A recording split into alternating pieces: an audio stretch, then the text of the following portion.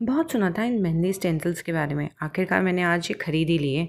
करवा चौथ वाले दिन के एक मेहंदी के कोन अभी तक पड़े हुए थे, तो उनको यूटिलाइज तो करना था। एक एक करके मैंने स्टिकर्स को हटाया और अपने हाथ पे लगाया। और कमाल की बात यह है कि मेरे हाथ तो इतने मोटे हैं कि स्टेंसिल से बहुत छोटे लग रहे थे।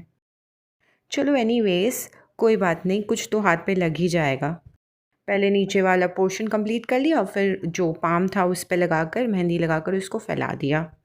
और बाकी के हाथ में मैंने खुद ही मेहंदी लगा दी, जैसे आती थी वैसे लगा ली।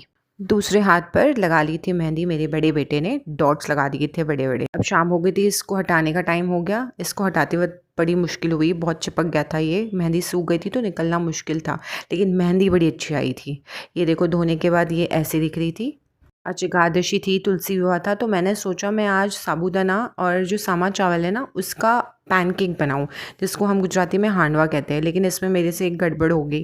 एक्साइटमेंट में मैंने बनाने की कोशिश कर तो ली, लेकिन जो इसका बैटर था वो इतना रनी हो गया कि वो पैनकेक नहीं बने और चीले बन गए।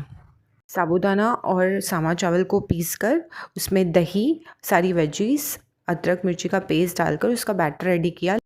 बट यही तो गलती हो गई कि पानी ज़्यादा डल गया और बैटर रनी हो गया। आज सेकंड को हमने तुलसी विवाह मनाया। ये बड़ी गड़बड़ होगी कि दो दो तारीखें आती है तो पता नहीं लगता कि कौन सा फेस्टिवल किस दिन मनाएं। तो पूजा की थाली लेकर मैं आ गई छत पर। तुलसी मैया को टीका किया, दिया जलाया और लाल चुन्नी उठाई। और हमने हमारी पूजा इस तरीके से करी। आप तुलसी विवाह की पूजा किस तरीके से करते हो, कमेंट बॉक्स में ज़रूर बताना। हमारा घर मंदिर के पास ही है, तो वहाँ पर भी आज ही तुलसी विवाह मनाया जा रहा था।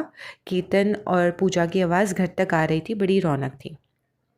मैंने साबूदाना की खिचड़ी भी बनाई थी एज अ बैकअप। मेरा बहुत मूड ऑफ हो गया था, जो चीज़ मैं बनाना चाह रही थी ना वो तो बना नहीं और बन गए चीले। अब इस बैटर के साथ मैं कोई एक्सपेरिमेंट नहीं करना चाह रही थी, तो मैंने बस चीले ही बना लिए, बट ये फिर भी अटक ही रहे थे। फाइनली एट लास्ट जैसे तैसे मैंने चीले उतार ही दिए, बन गए सही से और सबको अच्छे भी लगे। मेरी डिश वेस्ट तो नहीं गई कम से कम।